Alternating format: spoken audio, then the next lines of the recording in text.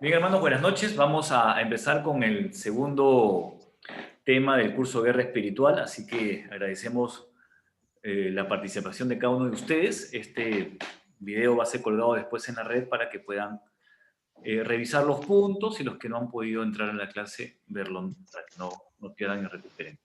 Bien, voy a compartir mi pantalla, ¿ok? Y el tema que hoy vamos a tratar es, ¿puede un creyente verdadero en Cristo estar endemoniado? Es decir, ¿puede un hijo de Dios que se ha arrepentido, que ha entregado su vida a Cristo, terminar o tener problemas de endemonización espirituales? ¿Puede ser atado? Entonces, es una pregunta importante, ¿correcto? Porque tenemos que ir a la fuente. ¿Qué nos dice la Biblia? ¿La Biblia dice algo, guarda silencio, no es clara o sí es clara o tiene serias advertencias al pueblo de Dios con respecto a este tema, ¿no? Entonces, hoy día vamos a hacer un trabajo muy interesante. Vamos a, desde la Biblia, ¿ok? Desde un trabajo hermenéutico, exegético, ir a la Biblia misma y extraer las verdades con respecto a este tema. No vamos a basarnos en la experiencia, en el ministerio que pueda tener o lo que pueda haber visto, escuchado. Vamos a ir primero a la Biblia y luego vamos a compartir algunas cosas, ¿ok? Entonces, eso es lo importante. Nuestro material de trabajo es la Biblia misma. Entonces, dice, la posible demonización de los cristianos verdaderos es el punto más polémico en el estudio de la guerra espiritual, pero que urge estudios más objetivos, ¿ya? Porque fíjense ustedes, cuando uno habla de guerra espiritual, todos, casi todos, estamos de acuerdo en que sí, es una guerra espiritual, es una guerra contra la carne, es una guerra contra el mundo y es una guerra contra el mundo de las tinieblas, ¿no? Satanás y sus demonios. Hasta ahí todo el mundo evangélico estamos de acuerdo. Estamos de acuerdo de que Dios nos ha dado eh, la armadura justamente para permanecer firmes, como dice la palabra, ante las acechanzas del diablo. O sea, hasta ahí y seguramente otros puntos, todos estamos de acuerdo. Pero la polémica y la divergencia comienza cuando nosotros nos preguntamos, ¿puede un cristiano verdadero, hijo de Dios, que se ha arrepentido, tener un problema de endemonización? ¿Ok? Que no es lo mismo que posesión demoníaca, ese no existe en la Biblia, ya lo vimos la semana pasada, ¿no? En endemonización, puede tener una atadura, puede tener problemas espirituales recurrentes. Vamos a ver qué nos dice la Biblia y qué nos enseña con respecto a este tema. Entonces, urge estudios más objetivos sobre este punto. Dice, la mayoría de creyentes rechazan de manera categórica que exista la posibilidad de demonización de cristianos verdaderos. Es decir, si uno hace una encuesta en diferentes iglesias en el mundo evangélico, la gran mayoría, de manera categórica, nos va a responder que eso es imposible, que no hay tal caso, que la Biblia no lo registra y que no puede ser. ¿Ok? Y toman algunos versículos de la Biblia, ¿no? Por ejemplo, y el diablo no lo puede tocar, en 1 Juan, ¿no? O tocan otros de Santiago, ¿no? De una misma fuente no puede salir agua dulce y agua amarga. Llámala a internet. A ver, vamos a silenciar por acá. Ya. Ok. Vamos a silenciar por acá. Ya.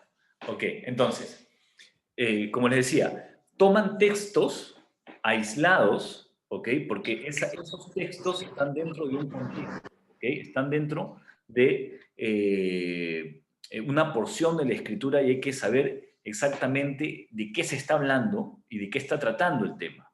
Porque cuando nosotros agarramos un texto fuera de su contexto, le hacemos decir cualquier cosa o podemos aplicarlo a cualquier cosa.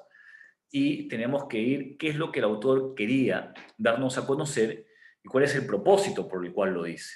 Entonces, como dice acá en el PowerPoint, muchos cristianos rechazan que un verdadero creyente pueda terminar o tener problemas de demonización. Otros sostienen, miren, tenemos estas dos alas. Otros sostienen que en condiciones inusuales de pecado, ya sea propio o de otros en contra de ellos, algunos cristianos llegan a estar demonizados. Es decir, hay la postura que dicen, bueno, si el creyente, ojo, si el creyente persiste en la práctica de algún pecado, ¿ok? Por eso acá se pone condiciones inusuales, ¿no? Ya sea propio, o sea, que él lo practique o que lo hagan en contra de él, puede quedar con problemas de demonización, ¿ok?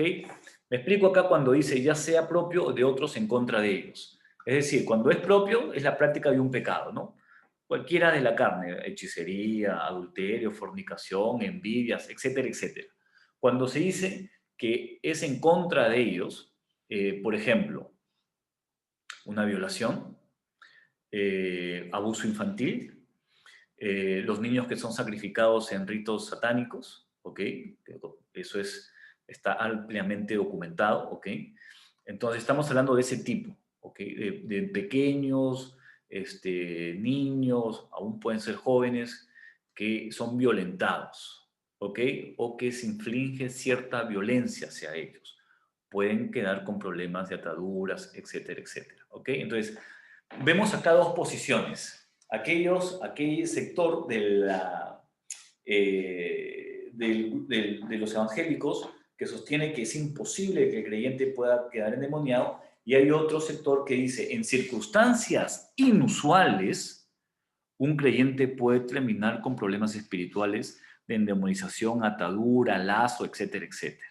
¿Ok? Entonces, como ambas posiciones no son mutuamente incluyentes, entonces tenemos que ir a la Biblia.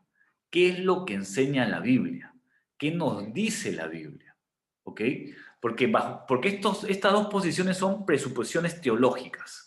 ¿Ok? Escúcheme bien, ¿eh? Son presuposiciones teológicas. Son lo que nosotros creemos o interpretamos según lo que hayamos aprendido. Entonces, hoy día vamos a ir a la Biblia. ¿Qué nos enseña la Biblia como tal? Bien, vamos por acá entonces. Dice, para poder dar una respuesta categórica a este interrogante, debemos de partir de una certidumbre bíblica basada en exégesis, en vez de una presuposición teológica. ¿Ok? Entonces, el trabajo que vamos a hacer en esta hora y pico de clases, básicamente es un trabajo exegético. O sea, no vamos digamos, apoyarnos en un texto o sacar un texto para que apoye mi posición o cual sea nuestra posición, ¿ok? Eso se llama exégesis, o sea, querer decirle a la Biblia lo que yo quiero que diga. La exégesis es al contrario, es quiero saber qué dice la Biblia con respecto a este tema, muy aparte de mis presuposiciones teológicas, muy aparte de que yo crea o no crea, qué es lo que me dice la Biblia. Entonces, es un trabajo muy interesante que lo vamos a empezar a hacer. Dice así, ¿qué dice la Biblia? Vamos a ver en esta oportunidad qué nos dice la Biblia con respecto a este tema de tapa a tapa. ¿Ok? Dice, tenemos el caso del rey Saúl, quien era un creyente verdadero del Antiguo Testamento, que fue lleno del Espíritu Santo en más de una ocasión. Sin embargo, 3 veces un espíritu malo entró en su vida, produciéndose al manifestarse dramáticos cambios de personalidad. Es decir, la Biblia registra que el rey Saúl, nadie puede dudar que fue elegido por Dios como rey, ¿no? Nadie puede dudar que los primeros años de Saúl fue realmente un hombre que amaba al Señor, que buscaba agradarle. Nadie puede negar que muchas veces, primera de Samuel, a ver, vamos al texto, ¿ok? Vamos a primera de Samuel. A ver, les voy a dar acá. Primera de Samuel, capítulo 16, 14. Primera de Samuel 16, 14. ¿Ok? Vamos ahorita a hacer un estudio de todo lo que dice en la Biblia. Después si nos sacasen tiempo hoy, vamos a hacer de este personaje que me parece muy interesante. Si no, la próxima semana dice, Versículo 14. El espíritu de Jehová se apartó de Saúl. Evidentemente, acá ya Saúl cae en desobediencia, pero no es una sola vez. Ya tiene repetidas desobediencias al mandato de Dios. ¿Ok? ¿Y qué dice? Y le atormentaba un espíritu malo de parte de Jehová. ¿Ok? O sea, había un espíritu, un demonio, que empezó a atormentar a Saúl. 15. Y los criados de Saúl le dijeron, he aquí ahora, un espíritu malo de parte de Dios te atormenta. Diga pues nuestro Señor a tus siervos que están delante de ti, que busquen alguno que sepa tocar el arpa, para que cuando esté sobre ti el espíritu malo, para que cuando esté sobre ti el espíritu malo, ahí había que hacer un exégesis a esas palabras, ¿no? Cuando esté sobre ti, ¿qué es lo que significa? ¿Ok? El espíritu malo de parte de Dios, él toque con su mano y tengas alivio. Si seguimos avanzando, 1 Samuel, ¿ok? En el capítulo 18, ¿ok? En capítulo 18, verso 10, dice lo siguiente. Aconteció al otro día que un espíritu malo de parte de Dios tomó a Saúl. Miren, yo quiero que ustedes vean las preposiciones en el texto y los verbos que se utilizan.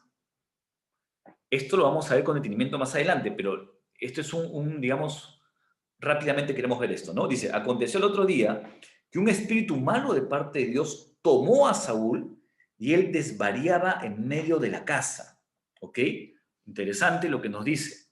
Este espíritu, evidentemente, venía y se iba porque David tocaba el arpa. Pero si seguimos un poco más adelante, capítulo 19, verso 9, y dice, y el espíritu malo de parte de Jehová vino sobre Saúl. Y estando sentado en su casa tenía una lanza a mano, mientras David estaba tocando, ¿no? Sabemos que ahí Saúl procura matar a David, pero una vez más, quiero que vean los términos que utiliza el escritor para contarnos estas fases que vienen sobre Saúl. Entonces, viendo acá nuestro PowerPoint, nadie, como dice acá, ¿no? Nadie puede negar que Saúl era un creyente verdadero. Hay versículos, que lo vamos a ver en su momento, que se habla muy bien de Saúl, de su corazón, que es lleno del Espíritu Santo, etcétera, etcétera, pero sin embargo llegó a tener problemas espirituales producto de su desobediencia. ¿Ok? Es más, vamos a ver que más adelante él consulta, ¿ok?, a una divina. ¿Se acuerdan esa parte, verdad? O sea, su desobediencia, ¿cómo lleva? O sea, lleva a una espiral descendente. Evidentemente, era una práctica prohibida por Dios consultar a los muertos. En un momento de desesperación de Saúl, porque Dios ya no le hablaba, él consulta qué iba a pasar en la guerra, ¿no? Y ahí le dicen al día siguiente te vas a morir. ¿Ok? Pero quiero que ustedes vean cómo el pecado, ¿ok?, de desobediencia en su vida, es decir, un pecado de la carne, empieza una práctica, y Saúl termina con problemas espirituales.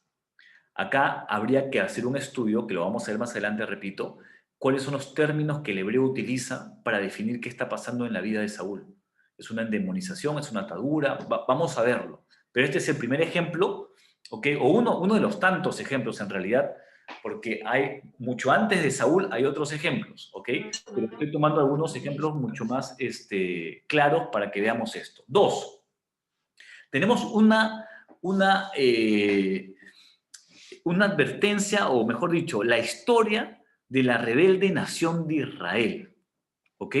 Es absolutamente posible, ojo, miren, es absolutamente posible ¿Dónde está el internet?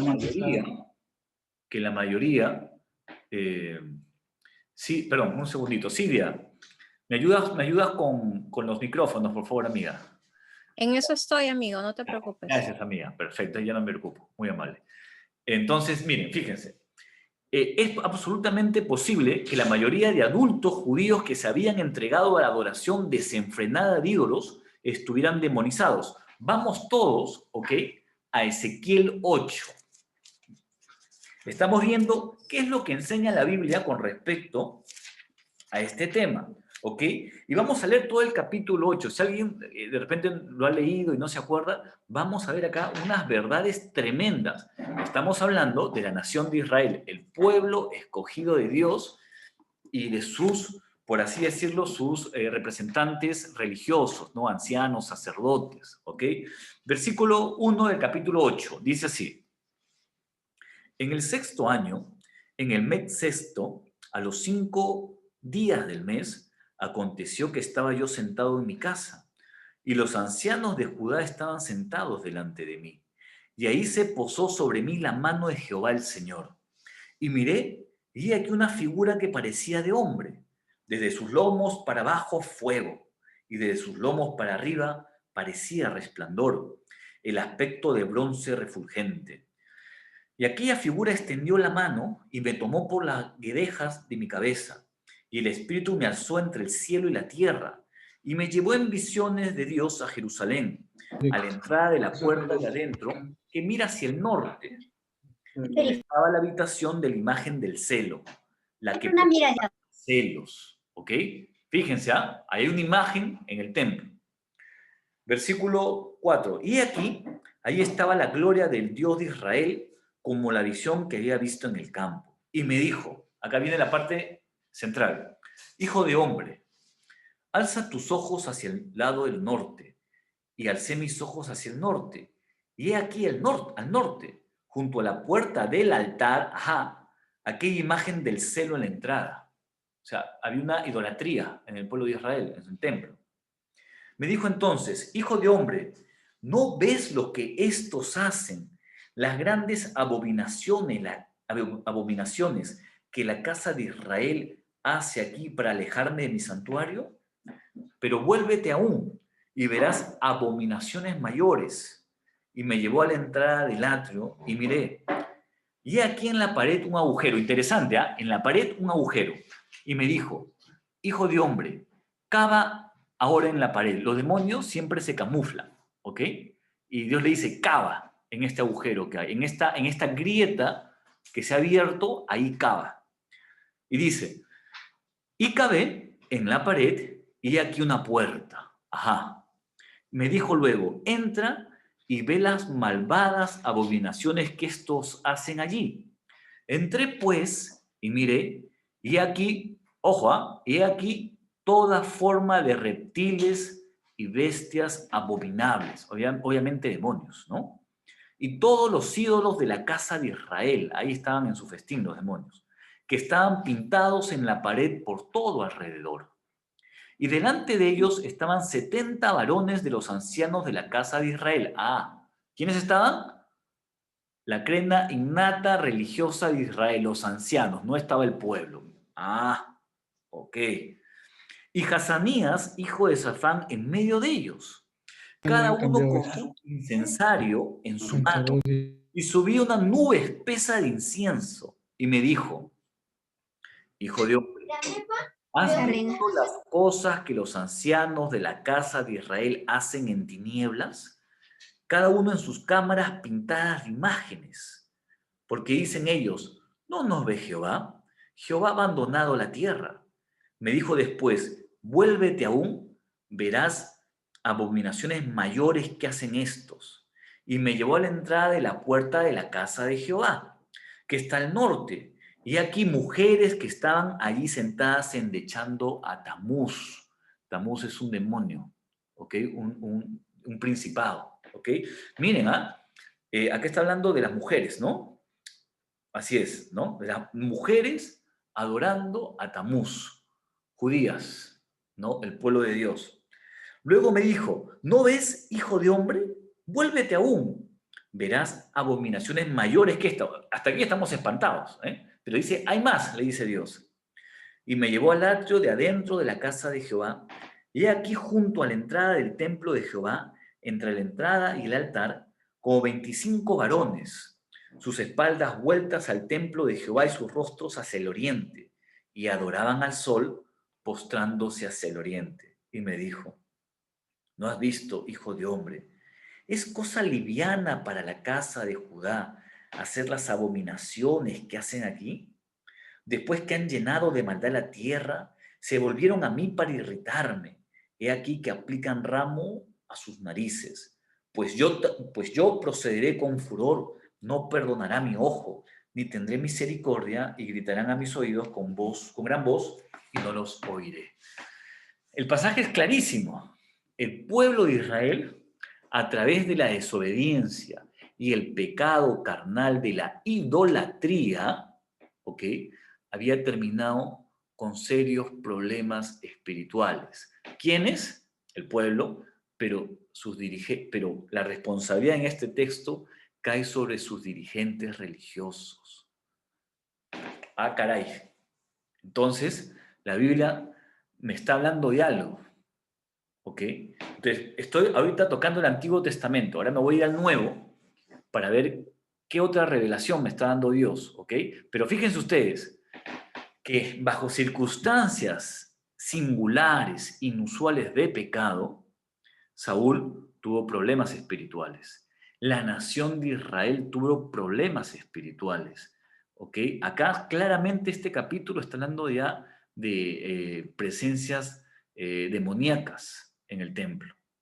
¿Ok? Y en la vida de estos, evidentemente, de esta cúpula religiosa. Sigamos. En el Nuevo Testamento tenemos ejemplos gráficos judíos, ¿no?, asistentes habituales a la sinagoga que estaban gravemente demonizados. Cuando uno lee los evangelios, ¿ok?, vemos que en la misma sinagoga, es decir, lo que sería para nosotros la iglesia, pero bueno, en la sinagoga, había problemas espirituales de algunos participantes, ¿ok? No en la calle, en la misma sinagoga. También había en el pueblo, ¿no? Luego está el caso de la hija de Abraham. Vamos a Lucas, capítulo 13. Ok, Lucas capítulo 13, versos 10 al 17. Ok, versos 10 al 17.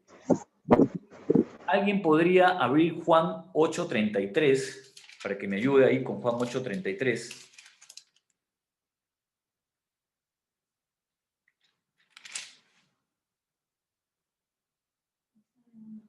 Sí. Ya, Juan 8:33. Entonces voy a leer Lucas 13 del 10 al 17. Enseñaba Jesús en una sinagoga en el día de reposo. ¿Ok? Y había allí una mujer que desde hace 18 años tenía espíritu de enfermedad y andaba encorvada y en ninguna manera se podía enderezar. Cuando Jesús la vio, la llamó y le dijo, mujer, eres libre de tu enfermedad. Y puso las manos sobre ella y ella se enderezó luego y glorificaba a Dios. Pero el principal de la sinagoga, enojado de que Jesús hubiese sanado en el día de reposo, dijo a la gente, 6 días hay en que se debe trabajar. En estos, pues, venid y sed sanados, y no en día de reposo. Entonces el Señor le respondió y dijo, hipócrita, cada uno de vosotros no desata en el día de reposo su buey o su asno del pesebre y lo lleva a beber. Y a esta hija de Abraham, ¿ok?, que Satanás había atado 18 años, ¿no se le debía desatar de esta ligadura en el día de reposo? Al decir estas cosas se avergonzaban todos sus adversarios, pero todo el pueblo se regocijaba por todas las cosas gloriosas hechas por él. Pero fíjense acá la respuesta de Jesús. Y a esta hija de Abraham, que Satanás había atado 18 años. ¿Ok? Pero es interesante que Jesús la llama hija de Abraham. Habría que hacer el estudio ahí. ¿Por qué lo trata Jesús en el sentido de linaje, el pueblo escogido de Dios? La está tratando como alguien que ha puesto su fe en Dios. Hay que ver todo eso, ¿ok? Pero ahorita estoy haciendo quiero que hagamos todo lo que nos dice la Biblia. ¿Y el 33 quién lo tiene?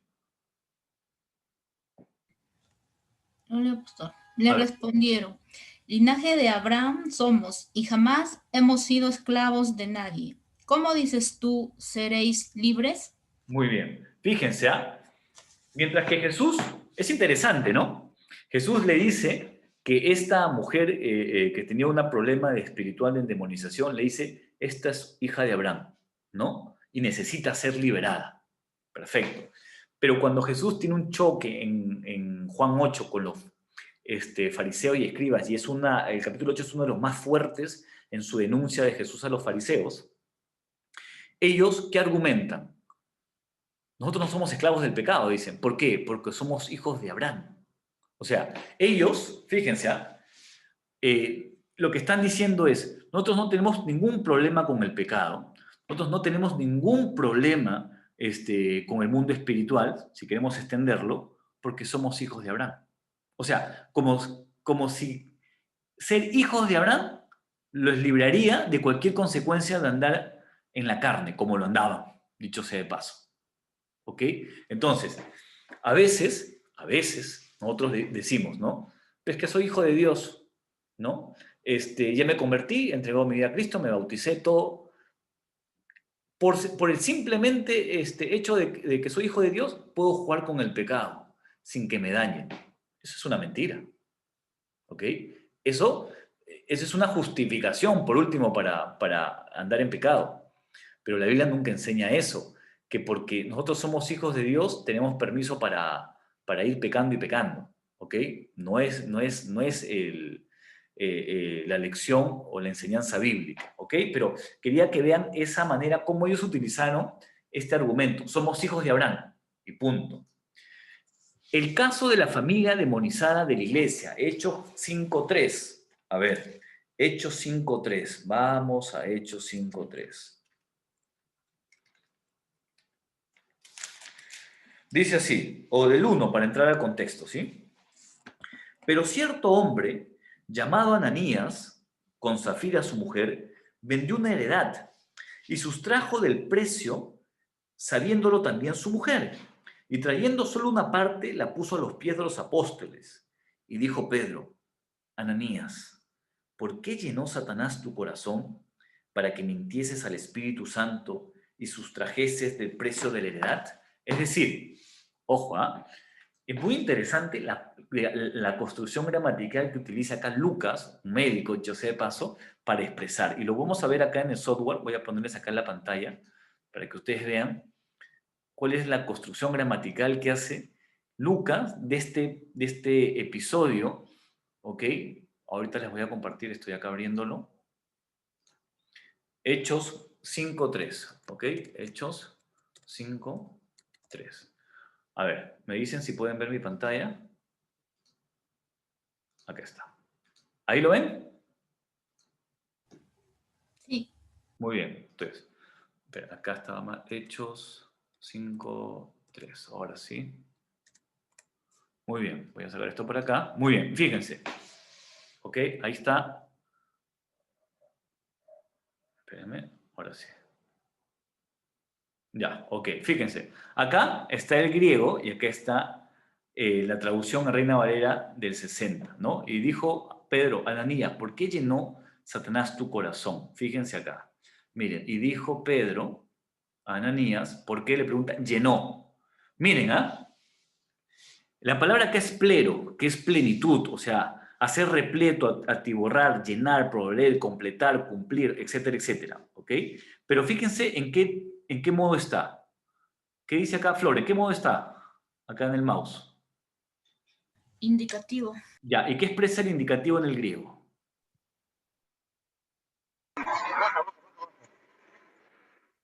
Una orden. No, el indicativo no expresa orden. ¿Qué expresa? A ver, Bueno, ese Flor, es ¿qué expresa? imperativo.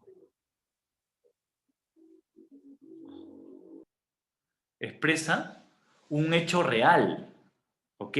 Cuando el verbo en el griego está en modo indicativo, expresa un hecho histórico, un hecho real y está en tiempo aoristo, ¿ok? O sea, una acción puntual en el pasado. Entonces, ¿qué está diciendo acá? Que es real que Satanás llenó o entró en el corazón de Ananías, ¿ok? Y que por el tiempo del verbo en aoristo es en el pasado, ¿ok? Justamente cuando complotaron para ir y decir a Pedro, ¿correcto? Que lo habían vendido por menos precio, ¿ok? Entonces, desde el exégesis, ahí uno se da cuenta que Lucas está diciendo, es un hecho real lo que pasó esto. O sea, es un hecho real que Satanás, como dice acá, ¿por qué llenó Satanás tu corazón? ¿Ok?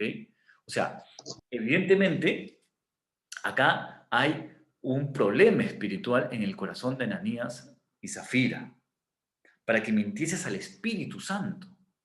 ¿Ok? Entonces, es un pecado que yo también pienso que esta es una lección para la iglesia, ¿no? La iglesia se estaba formando también, ¿no? Y Hechos es un libro histórico, más que doctrinal, pero acá se nos dice claramente, desde el exégesis, desde el estudio gramatical, que fue una realidad que sucedió. Y la pregunta es, pero si acá nos dicen claramente el texto que Ananías y Zafira eran creyentes, eran parte de la iglesia. ¿Ok? Pero sigamos adelante, no todavía saquemos algunas conclusiones porque faltan otros textos que la Biblia nos enseña. Sigamos.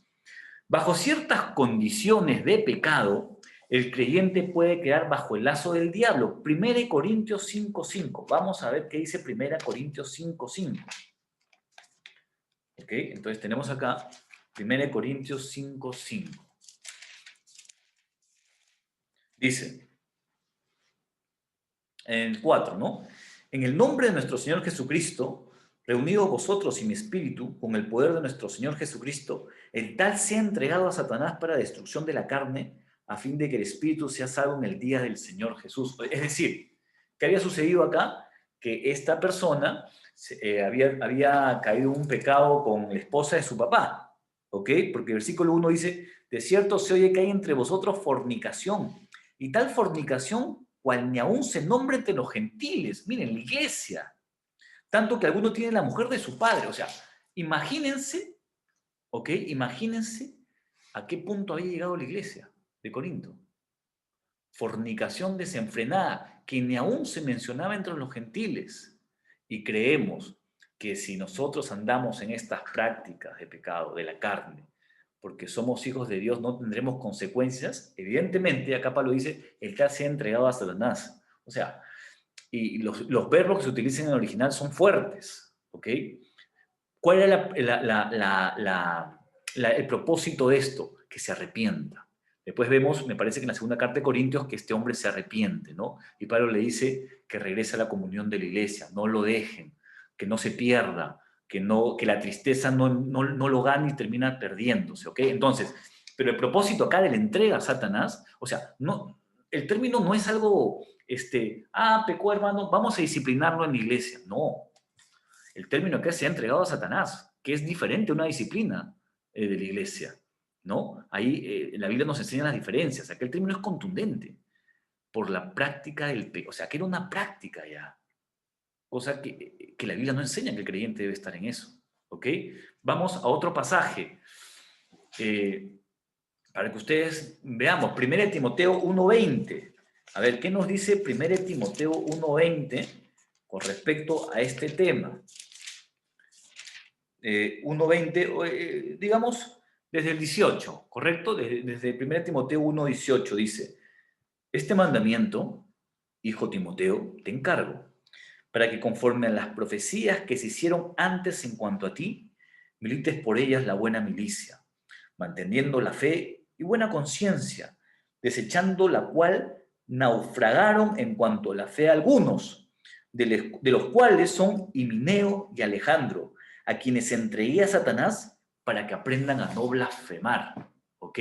Entonces, vemos aquí que estos Himeneo y Alejandro, ¿ok?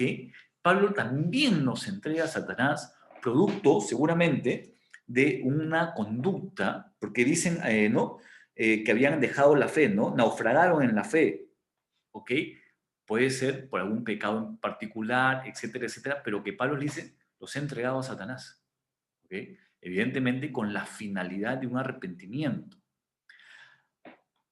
Si bien es cierto, cuando alguien anda en un pecado continuo y no se arrepiente y se aparta, que es lo que enseña la Biblia, ¿ok?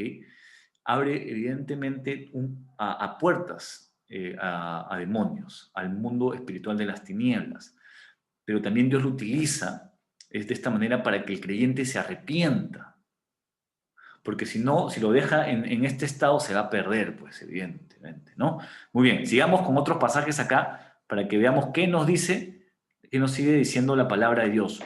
Pablo previene contra la potencial demonización de obispos, pastores y ancianos. 1 Timoteo 3, 6, 7. ¿Qué nos dice 1 Timoteo 3, 6, 7? Hablando de los requisitos que un anciano, un obispo, un pastor debe cumplir. Dice, no un neófito, no sea que envaneciéndose caiga en la condenación del diablo, ¿no? O sea, caiga en el orgullo, en el pecado que cayó el diablo.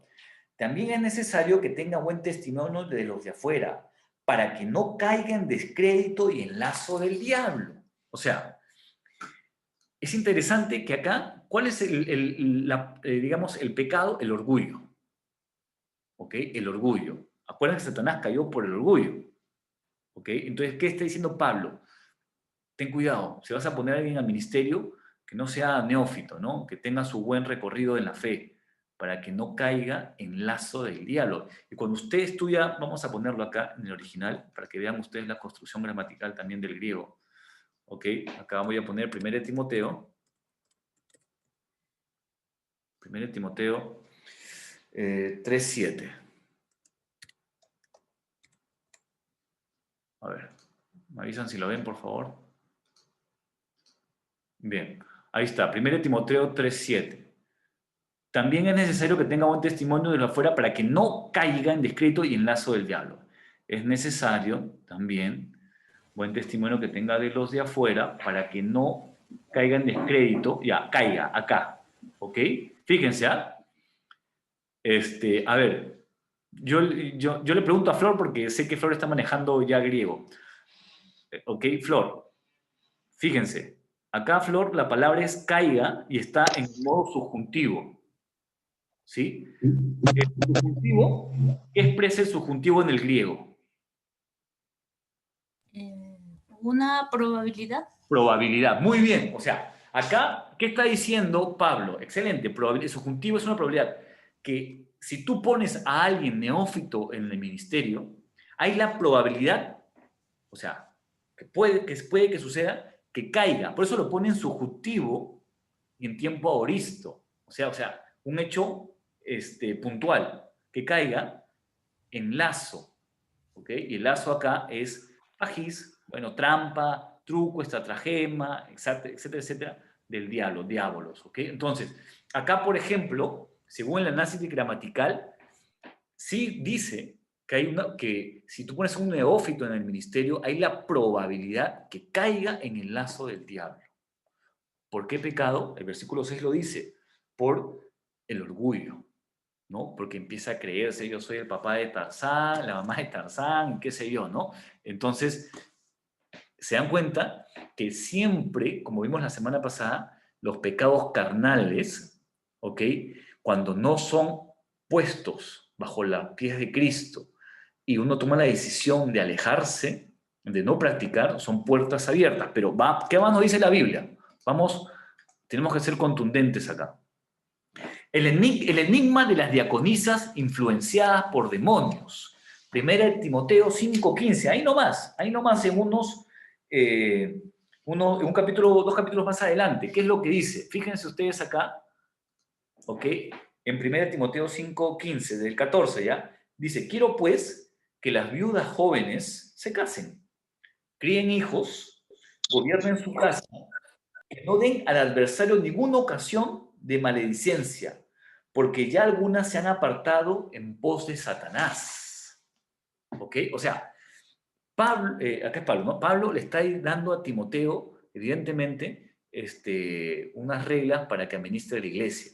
Y acá está diciendo que ya algunas que eran diaconisas de la iglesia, otra vez, yo estoy acá resumiendo un poquito, pero si leen todo el capítulo 5, van a saber en qué pecado estaban cayendo, en qué pecado de la carne. ¿Ok? Dice, algunas ya se han apartado en pos de Satanás. O sea, hay advertencias muy claras tanto en el Antiguo y el Nuevo Testamento. Sigamos por acá. Santiago 3, 9 y 18. Se habla de creyentes demonizados que tienen el problema de resentimiento, envidiosos, egoístas, ambiciosos, altivos, mentirosos y maledicientes, ¿ok? Vámonos a Santiago. A ver, vamos, ¿qué dice Santiago? Ahora está por acá. A ver, ¿quién me puede ayudar? A ver, yo lo tengo acá ya. Santiago 3, del 9 al 18, ¿ok? Pablo está hablando de la lengua. Acá, perdón, Santiago está hablando acá de la lengua, ¿ok? Ese miembro que dice inflama, ¿no? Que crea un bosque de fuego, ¿no? Que a veces cuando no controlamos se arma todo un problemón. Dice, con ella bendecimos al Dios y Padre, y con ella maldecimos a los hombres, que están hechos a la imagen de Dios. De una misma boca proceden bendición y maldición. Hermanos míos, esto no debe ser así, dice Pablo. O sea, no, esto es de locos, dice. ¿Cómo tú siendo cristiano vas a estar hablando así? ¿No? Versículo 11. ¿Acaso alguna fuente hecha por una misma abertura, agua dulce y agua salada? Evidentemente está poniendo acá Santiago el estándar de Dios. Y yo tengo que llegar a ese estándar. ¿Ok? Porque estaba sucediendo lo contrario. Que con la misma boca alababan a Dios y con la misma boca maldecían a los hombres. Hermanos míos, 12. ¿Puede acaso la higuera producir aceitunas o la vid higos? Así también ninguna fuente puede dar agua salada y dulce. ¿Quién es sabio y entendido entre vosotros?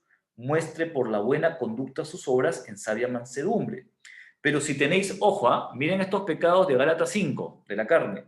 Pero si tenéis celos, amargos y contención en vuestro corazón, no jactéis ni mintáis contra la verdad. ¿Por qué? Porque esta sabiduría no es la que desciende de lo alto, sino terrenal, animal, la diabólica. ¿Okay? O sea, esto de estar andando en problemas, resentimientos, odios, envidia, faltas de perdón, no es una sabiduría del cielo. Dice, es una sabiduría diabólica.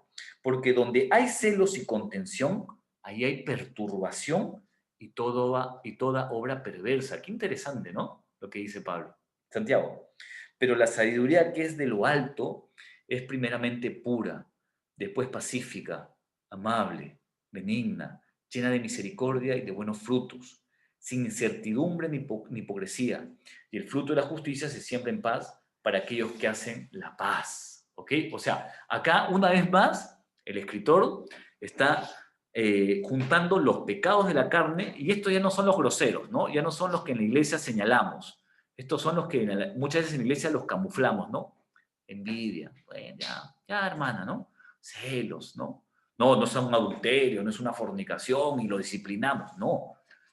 Todo pecado de la carne, en su práctica, al final va a llevar a problemas espirituales, ¿ok? Sigamos por acá. También se nos previene contra las posibilidades de que los cristianos reciban otro espíritu. Primera de Corintios 3:4. Miren todo lo que nos enseña la palabra de Dios con respecto a este tema. Primera de Corintios 3:4. A ver, ¿qué dice Primera de Corintios 3:4? Dice, espera, 3:4. No es 3:4 acá. Primera de Corintios 3:4 no es. Hacemos también eventos afectados. A ver, me he equivocado acá el pasaje. Déjenme poner acá otro espíritu. Acá, saber cuál es el pasaje. Me he distraído seguro. Otro. Recibe otro espíritu. La carne. Sí, ¿quién tiene el pasaje?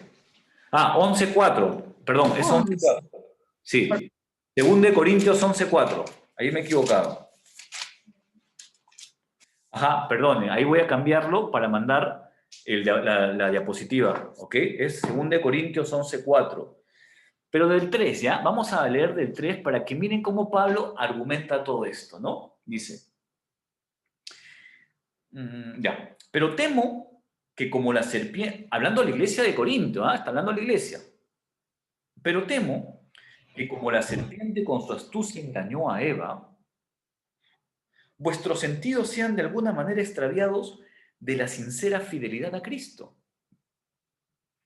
Porque si viene alguno predicando a otro Jesús que el que os hemos predicado, o si recibís otro espíritu que el que habéis recibido, u otro evangelio que el que habéis aceptado, bien lo toleráis. Y pienso que nada he sido inferior a aquellos grandes apóstoles. Es decir, ¿qué pasaba con Corintios? Venía cualquier, ¿no? Cualquier predicadorcillo por ahí, les predicaba otro evangelio, les traía otro espíritu y ellos lo recibían felizmente. O sea, alegremente lo recibían.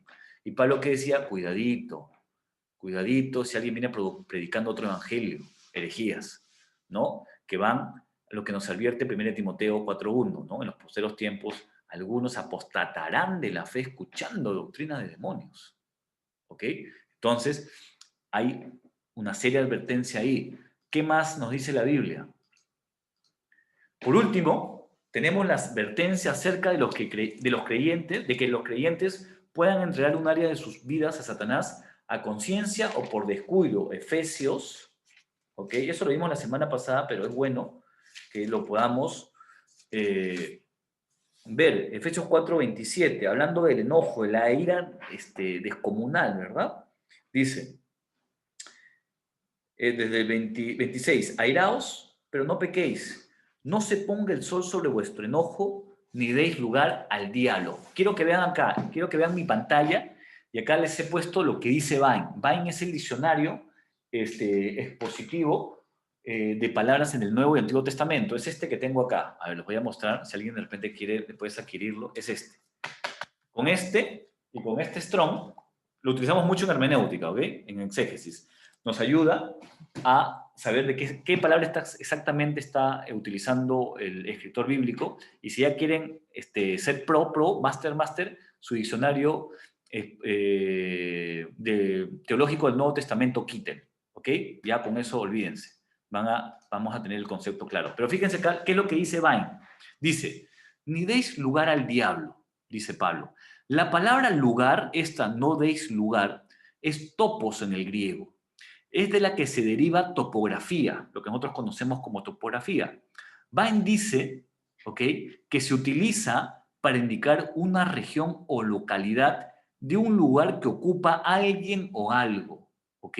De las 84 veces que aparece en la escritura, jamás significa ocasión, indica una área de ocupación, ¿ok? O sea, esta palabra topos, cuando dice no des lugar, topos, jamás se utiliza en la Biblia como algo simbólico o figurado, ¿ok?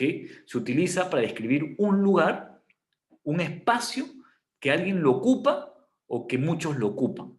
Por eso es topos, algo físico. O sea, ¿qué está diciendo Pablo acá? Que no demos un lugar en nuestras vidas, ¿no? Porque no, ¿dónde más va a ser? En nuestras vidas, donde el diablo y sus huestes puedan poner su sucio pie. ¿Ok? Entonces, ustedes pueden ver acá, en este corto estudio en realidad, ¿ok? Porque en realidad hay muchos más pasajes que advierten al creyente de una posible demonización. Y como les dije, voy a tratar, no creo que por el tiempo de hoy día, pero vamos a ver el caso especial de Saúl. ¿Ok? Entonces, fíjense acá. Esta situación puede explicarse de dos maneras. Vamos a parar ahí un ratito. Hemos visto ahorita tanto en el Antiguo y Nuevo Testamento serias advertencias, ¿ok? Y en algunos casos cosas concluyentes que dice los escritores bíblicos. ¿Alguna pregunta, comentario, duda, inquietud?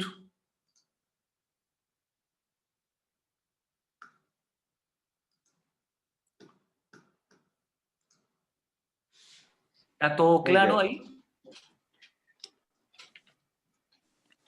Weider, ¿por qué hay pastores que no están de acuerdo con eso en todo caso? Ya, fíjense. Como debo decir, empecé justamente diciendo ello. Hay posturas dentro del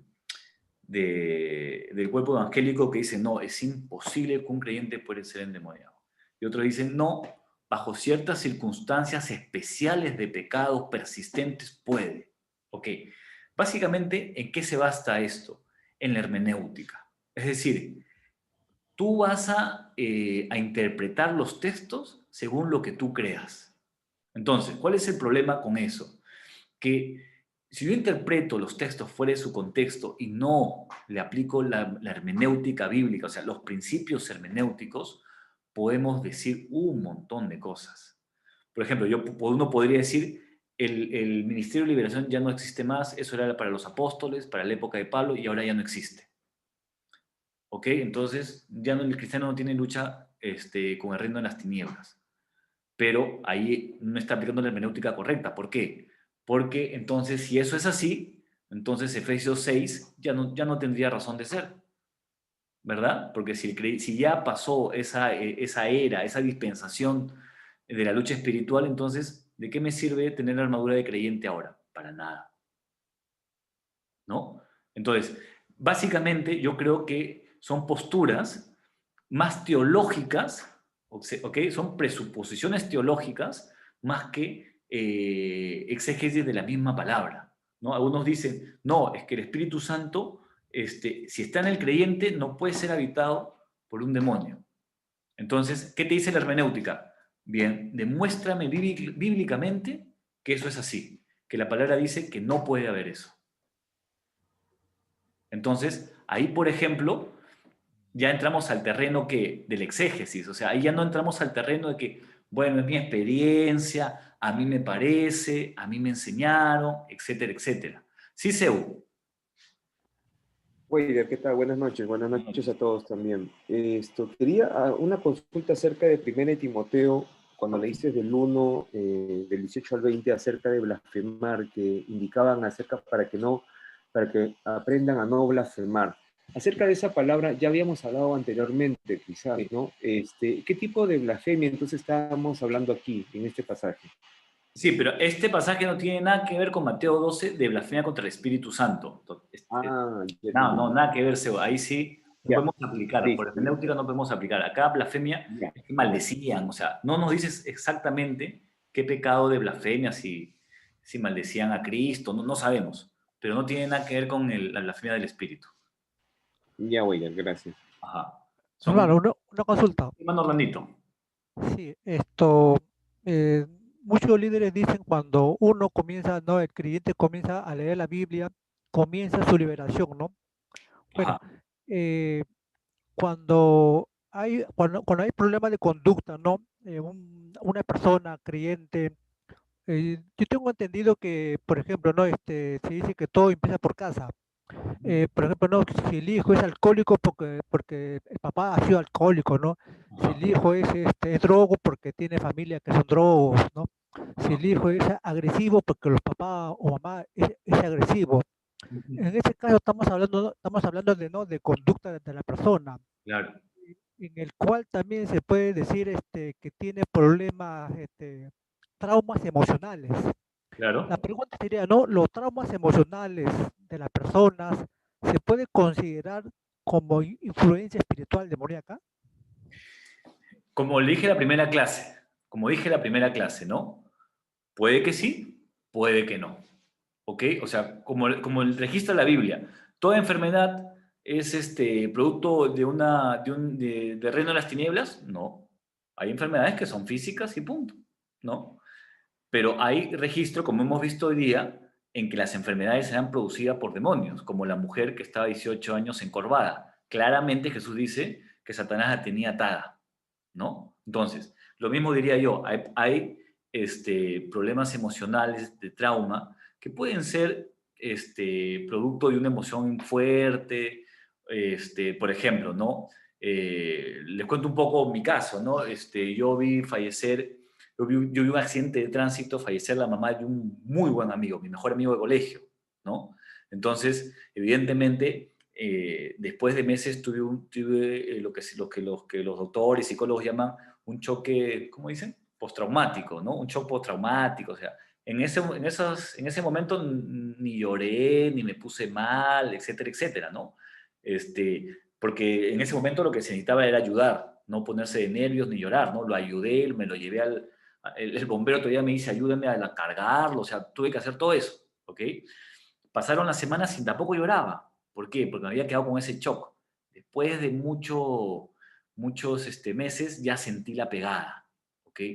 Pero eso evidentemente no tiene que ver nada con los demonios, es algo emocional, algo que vi. Ahora, en ese caso no podemos hablar de un problema de demonización o espiritual, pero por ejemplo, ¿ok? Un niño que es abusado sexualmente, ¿ok? Un niño, una niña que le llevan, por ejemplo, no sé, pues al chamán, a un brujo, etcétera, etcétera. Ahí sí hay un choque emocional, hay un trauma emocional, ¿ok?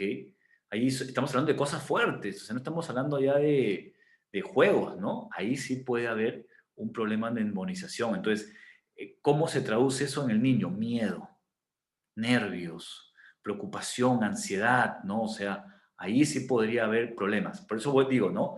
La Biblia nos enseña que todo hay un equilibrio. ¿Cuál es el trabajo del pastor, del que está ministrando? Saber de dónde proviene esto, ¿ok?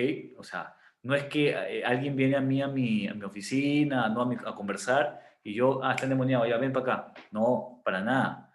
Primero yo veo, converso, veo y si yo detecto que hay prácticas en su vida de pecado persistentes o prácticas pues que se ha ido al chamán, se ha ido acá, se ha ido allá, entonces ni vuelta que darle pues, o sea, ni vuelta que darle, ¿no? Pero si son otro tipo de situaciones, entonces empiezo a trabajar por otro lado y probablemente sea un problema simplemente emocional. Entonces, la respuesta es, puede que sí, puede que no, hay que ver cada caso. ¿Ok? ¿Me permite, Wade? Gracias. Sí, Pastor Camilo, por favor. Como decías al principio, ¿no? Que es un tema bastante interesante, por decirlo menos, porque tiene justificación bíblica para ambas partes, por decir, ¿no? Pero en el título que presentaste al principio dice, ¿puede un creyente verdadero? Y creo que ese es el punto básico de muchos pastores, ¿no? Cuando yo tenía que tratar este tipo de temas, tenía que analizar eso, ¿no? Porque casi siempre, en todos los casos que hemos visto, el pecado en el creyente o la demonización en el creyente viene por prácticas pecaminosas, ¿no?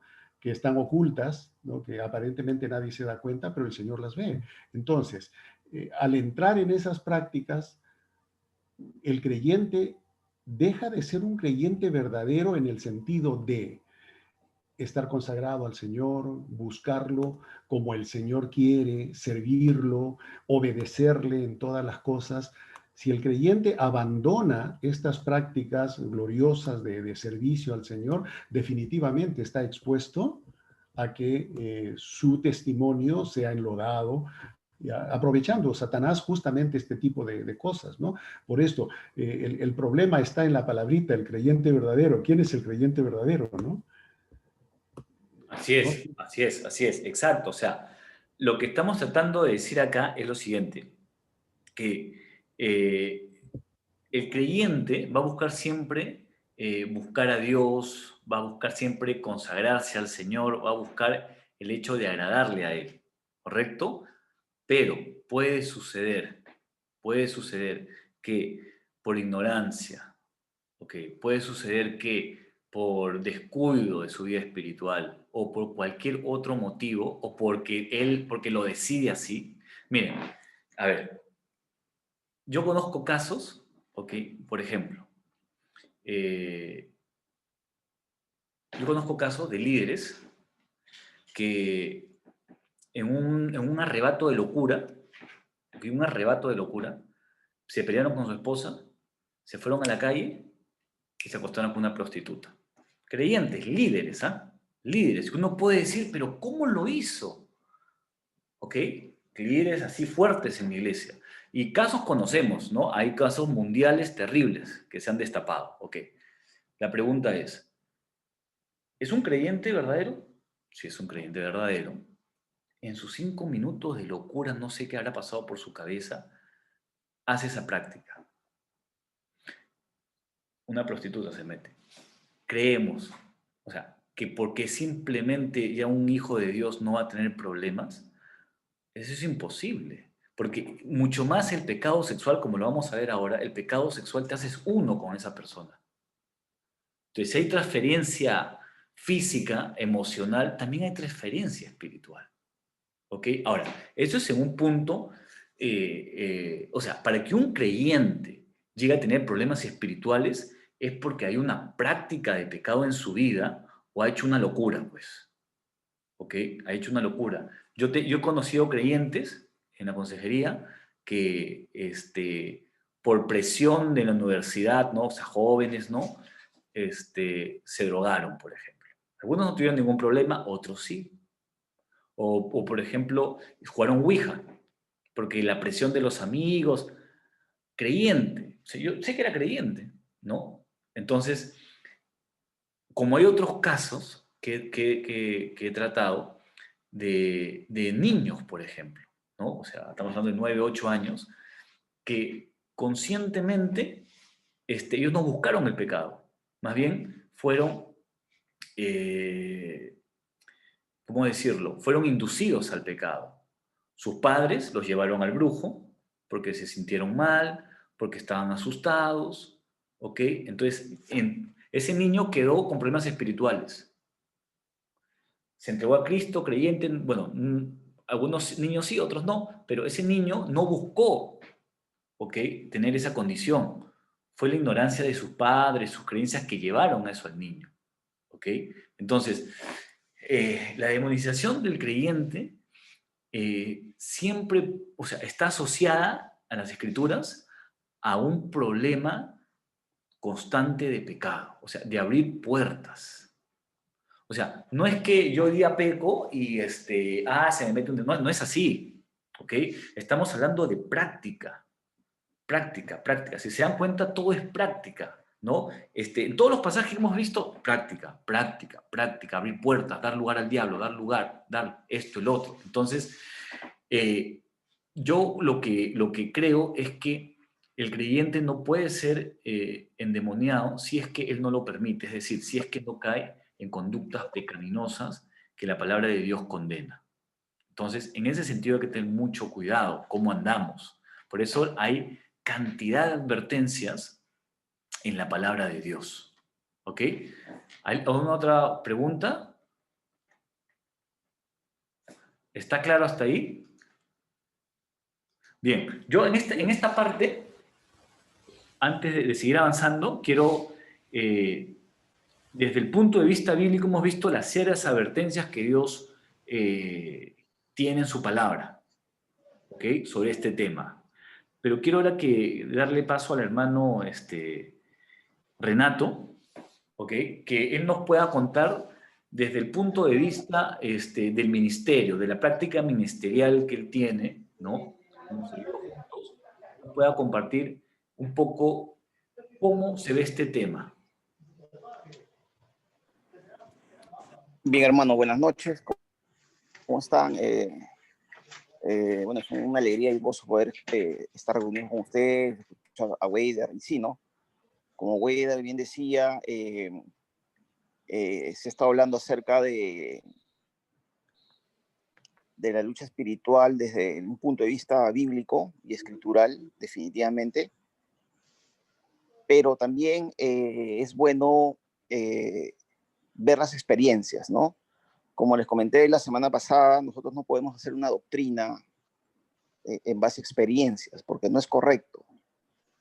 Sin embargo, el Señor permite muchas veces que podamos vivir ciertas experiencias que nos ayudan pues a reforzar nuestra fe definitivamente.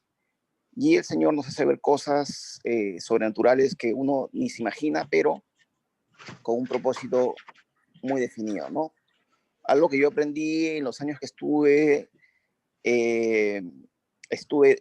viendo el tema de lucha espiritual junto con otros hermanos y el pastor de la iglesia que lideraba este equipo, es que el orgullo es muy peligroso, ¿no? Uno cuando tiende pues a ver estas experiencias cae fácilmente en el orgullo en que yo vi, yo hice esto, yo hice lo otro, pero ese es un peligro, ¿no? Y siempre estar con humildad y recordando que la obra la hace el Señor, ¿no? Y algo que también tiene que quedar bien claro es que cuando Jesús ejerció su ministerio en la tierra, él no buscaba a los endemoniados, él no buscaba enfrentarse con nadie, ¿no? Sino que la lucha espiritual se dio como resultado de su ministerio evangelístico. Y cuando uno va a las escrituras y ve, por ejemplo, en Hechos, también el tema de la lucha espiritual viene a ser un resultado, se da como resultado de la predicación del evangelio. Pero uno no puede estar yendo a cazar fantasmas, ¿no? Por así decirlo. Entonces, es cierto, ¿no? En la experiencia he podido ver, hemos visto cristianos, personas cristianas que han tenido problemas espirituales y que en la consejería, pues, luego de examinar y de que ellos pues puedan confesar su pecado, nos dimos con la sorpresa de que habían ciertas áreas de sus vidas que no habían sido totalmente entregadas al señorío de Cristo.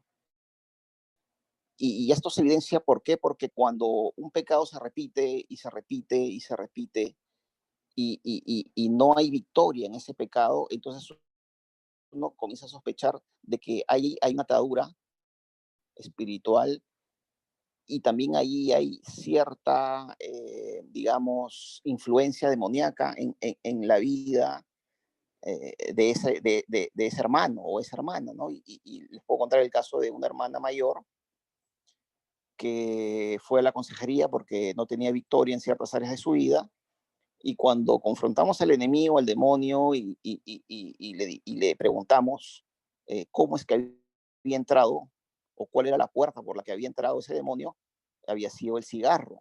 Entonces era una hermana que no tenía victoria frente al cigarro, y había hecho del cigarro un vicio, ¿no? Y bueno, indagamos, le preguntamos al demonio cuál era su nombre y nos respondió Legión. Ahora, no hay que creer siempre a los demonios porque los demonios pues son mentirosos, ¿no? Pero de todas maneras, dentro de la lucha espiritual, el Señor va guiando a través de su espíritu y va mostrando, va revelando, porque no hay nada oculto que se pueda esconder. El Señor saca todo a la luz y es a través pues de la intervención directa del Espíritu Santo, ¿no? Y de su asistencia en que estas cosas se van destapando, ¿no? Y gracias a Dios, esta hermana pudo ser liberada después de muchas sesiones y obtuvo la victoria frente a este vicio que la tenía atrapada y que no le permitía vivir su vida cristiana plenamente, ¿no? Así como esta experiencia y muchas otras.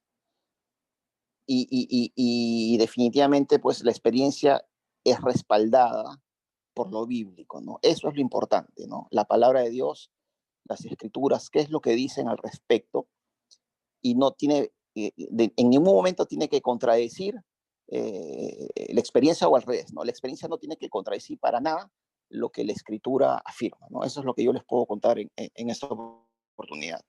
Gracias, güey. Gracias, Renato, gracias.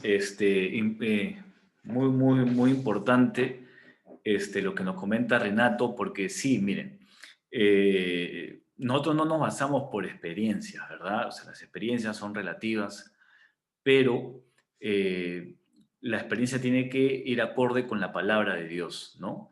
Y como comentó Renato, en este ministerio, no recuerdo, o en estos días que he estado haciendo la clase, he tratado de recordar si alguna vez he ministrado liberación fuera de la iglesia. Es decir, si alguien que no va a la iglesia me ha buscado para liberación. Y no recuerdo, y me ponía a pensar, a ver, ¿a quién he tratado que no ha ido a la iglesia o que no me han dicho que es creyente, etcétera, etcétera? Y no recuerdo haber atendido que alguien me haya llegado de la calle, de la nada, para ser liberado. Todos los que he atendido iban a la iglesia. Cada uno puede decir, pero no necesariamente son creyentes, es verdad también, pero algunos eran líderes, luego me han llamado de otras iglesias a atender, o sea, siempre este ministerio ha estado en el ámbito de iglesia. O sea, nunca he atendido a alguien que me haya buscado de la calle. O me lo han recomendado, o algún líder me lo ha pasado de otra iglesia, un pastor, etcétera, etcétera, ¿no? Entonces, lo que hay que tener cuidado, ¿ok? Es que esta relación que estamos encontrando en la palabra. Los pecados son puertas abiertas, los pecados persistentes, los pecados que no dejo, ¿ok? O sea, no pensemos que Satanás es bueno y que él no va a aprovechar la mínima posibilidad o ventaja sobre el creyente. Satanás quiere destruir al creyente. Y vamos a ver esto en esta parte. Fíjense acá en la diapositiva. ¿Ok? Esta situación puede explicarse de dos maneras, porque hay que bíblicamente explicar esto. ¿Ok? Porque si no, nos quedamos en el aire también ya. Ok, perfecto. Hay respaldo bíblico o serias advertencias con respecto a este tema. Entonces, esta situación se tiene que explicar de dos maneras. Primero, que dichos cristianos quedaron bajo la influencia de los demonios antes de su conversión y que no todos los espíritus malos abandonan de inmediato el cuerpo cuando se entregan a Cristo. Se necesita una evangelización de choque de poder y liberación progresiva. Por ejemplo, vamos a Hechos. Acá hay un ejemplo de esto. Hechos 4. ¿Sí? Hechos 4.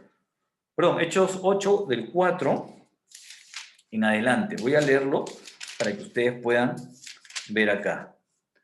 ¿Ok? Vamos a leer esto. A veces leemos esto y lo pasamos muy, muy rápido, pero miren cómo Lucas, que es el médico, ¿no? Detalla los puntos para que ustedes vean. Dice, pero los que fueron esparcidos iban por todas partes anunciando el evangelio. Entonces Felipe, descendiendo a la ciudad de Samaria, les predicaba a Cristo. Y la gente unánime escuchaba atentamente las cosas que decía Felipe, oyendo y viendo las señales que hacía, ¿no? En su predicación.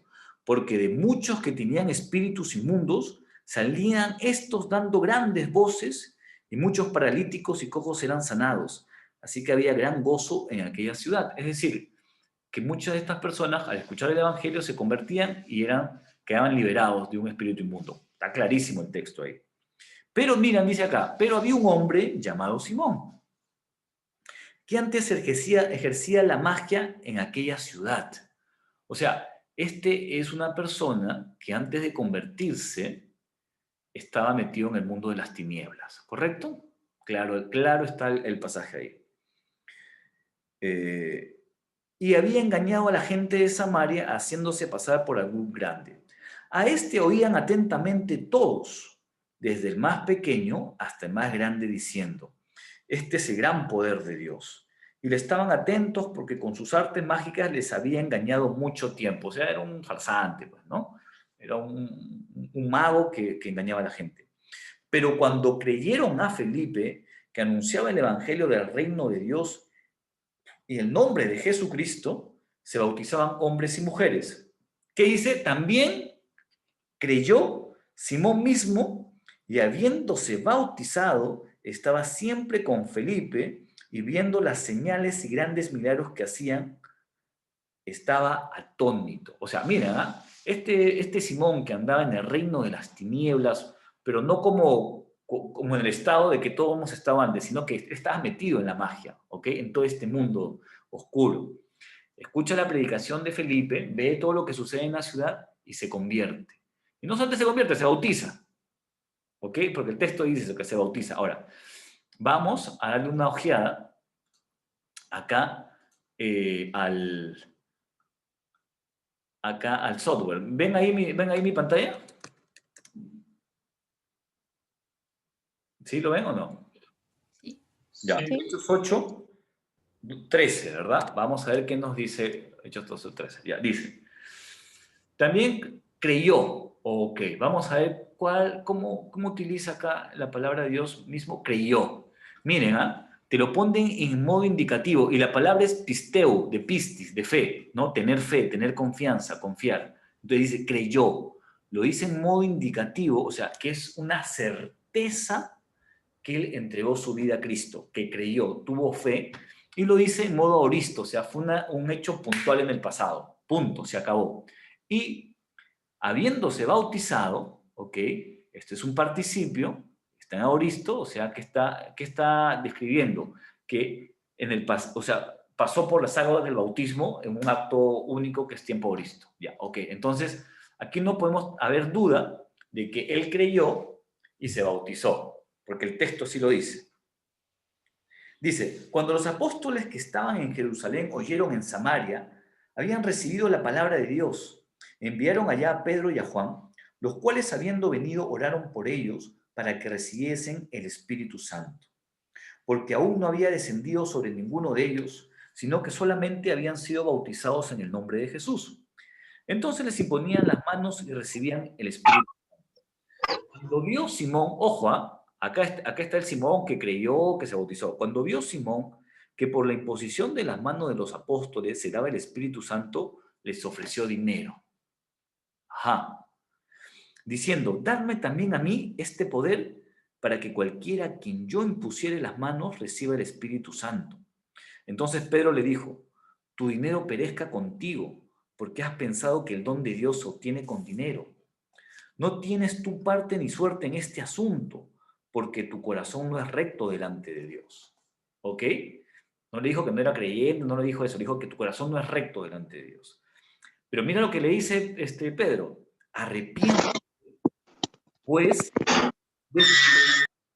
arrepiéntete pues de esta tu maldad y ruega a Dios, quizá te sea perdonado el pensamiento de tu corazón. Fíjense en lo que le dice, porque en hiel de amargura y en prisión de maldad veo que estás. ¿Ok? O sea, es súper fuerte lo que le dice. O sea, cuando nosotros pecamos en la iglesia, cometemos un error, yo no conozco o no me lo han hecho a mí y yo como pastor no se lo he dicho a nadie, al menos que ya vea algo grotesco, ¿no? Nunca le he dicho a un hermano por un pecado, ¿verdad? Que está en hiel de amargura y en prisión de maldad. Veo que estás, le dice. ¿Ok? ¿Pero cómo? ¿No se había convertido y se había bautizado? Y fíjense ustedes la reacción de Simón. Fíjense la reacción de Simón. Respondiendo entonces Simón dijo, rogad vosotros por mí al Señor, para que nada de esto que habéis dicho venga sobre mí. Y ellos, habiendo testificado y hablado la palabra de Dios, se volvieron a Jerusalén y en muchas poblaciones, etcétera, etcétera, etcétera. O sea, ¿cómo reaccionó Simón? Con arrepentimiento. O sea, entendió su situación. La Biblia no nos cuenta más sobre este caso, ¿ok? Pero hay un arrepentimiento. Ahora, aquí ya entramos al término de la hermenéutica, ¿no? Del exégesis. Bueno, la Biblia dice que Simón se convirtió, que se bautizó, que digamos que hizo todos los pasos. Y que en un momento, por cierto pecado, Pedro le dice, perdón, Pablo, ¿no? Pablo le dice, estás en tinieblas de maldad, en hiel de amargura. Y cuando uno va a hacer el exégesis, uno se queda pero perplejo que le haya dicho todo esto. Claro, la actitud de Simón es de arrepentimiento. Rogad a Dios por mí. ¿Ok? Entonces, ¿qué se puede concluir de esto?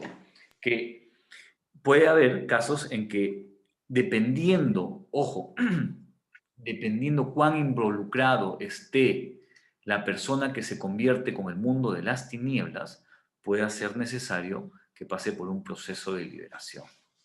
¿Ok? Fíjense que acá no estamos hablando de un pecado cualquiera, en el sentido, pecado cualquiera, de hechicería, magia, o sea, estar dentro del mundo de las tinieblas. ¿Ok? Evidentemente, no todos andan en ese mundo, ¿ok? Y los que no andan en ese mundo y se convierten, pues no tienen un problema espiritual porque, bueno, no han estado en ese mundo. Pero cuando hemos tratado gente que sale del satanismo, gente que se convierte a Cristo y salen del satanismo, salen de diferentes maneras que ustedes piensen en cultos idolátricos, no es cosa sencilla. ¿Ok? No pensemos que Satanás lo suelta así, ya, chao, cuídense, nos vemos. Es más, cuando uno lee las Escrituras, hay una confrontación con Jesús, hay una lucha ahí, ¿no? Se resisten a irse, ¿no? Entonces, es una de las explicaciones que se puede dar por qué la persona sigue con esos problemas, por los pecados que ha practicado antes. Pero hay otra segunda opción. La segunda explicación es que los creyentes llegan a estar demonizados después de su conversión debido a pecados graves, como hechicería, como la fornicación, adulterio, que cometen o practican, o son cometidos contra ellos, ¿no? Violaciones, etc. Debemos recordar que este control es siempre parcial, ¿ok? Lo que hablamos la semana pasada, la demonización no es igual a posesión. Satanás no puede controlar totalmente a la persona, sea no creyente o sea creyente. No puede. ¿Por qué? Porque son áreas que han quedado ahí atrapadas, que necesitan ser liberadas, necesitan el poder de Dios, la renuncia al pecado para que se abran. Bueno, sigamos por acá, fíjense. ¿Puede un creyente verdadero? Ya, esa es la misma pregunta. En general, la afección demoníaca de los creyentes es leve y la mayoría son capaces de llevar una vida normal. Casi siempre se dan cuenta que algo les pasa, aunque pocas veces sospechan que pueda tratarse de una demonización. Es decir, ¿sabe cómo llegan siempre a nuestra consejería? Pastor, no sé qué me pasa, no sé por qué soy así, yo oro, amo al Señor, pero no sé por qué reacciono así, no sé por qué este pecado, sigo en este pecado, no sé por qué no puedo dejar la droga, no sé por qué no puedo dejar la fornicación, la pornografía. O sea, ¿qué pastores no hemos escuchado eso en consejería de los hermanos? No pueden dejar la pornografía, no pueden dejar esto, pecados recurrentes, ¿no? Entonces, evidentemente hay un problema, ¿ok?, que se debe tratar. Muchas veces los creyentes no se dan cuenta, ¿no? Siempre dicen, pero ¿por qué soy así? ¿Qué esto, el otro? Entonces, hay que ahí hacer todo un trabajo. Muchos son cristianos sinceros y llenos del Espíritu Santo que están atados por inexplicables temores, confusión, emociones incontroladas y demás fenómenos perturbadores. O sea, he tratado, ¿ok?, creyentes que aman al Señor, pero que tienen terribles temores que realmente uno no se explica, ¿ok? O reacciones que uno no se explica, sentimientos que uno no los puede explicar. Y me dicen, pero no sé por qué me pasa esto, no sé por qué me siento así. A veces escucho voces, escucho cosas, que esto y lo otro. Entonces, cuando uno empieza a trabajar con ellos, no necesariamente quiere decir que está en una vida de pecado, sino que antes de su conversión abrieron ellos puertas o les indujeron a ciertas prácticas que están arrastrando hasta ese momento en que van a la consejería. Recuerdo ahorita, por ejemplo, una niña, digo niña, pero una señorita de 16, 17 años, iba a la iglesia, un grupo de jóvenes. Y llegó su mamá me buscó, no fue la niña la que me acuerdo, su mamá me buscó en la iglesia. Pastor, que no sé qué tiene mi hija, y es creyente, que esto es lo otro, amanece con pesadillas, que le han arañado el cuerpo, y sí, pues la verdad, iba a la consejería, me enseñaba su brazo arañado, como que unas garras le hubiesen arañado, como un gato, arañada, etcétera, etcétera. Y yo, qué raro, decía. Bueno, ya tráela, ¿no? Conversaba con la niña. Hija, qué pecado estás, que esto, el otro. Nada. Ya, bueno, ok, vamos a ver. Vamos a ver. Ya, empezamos la liberación, se manifestaban algunos demonios. Ya, eran echados fuera, acá.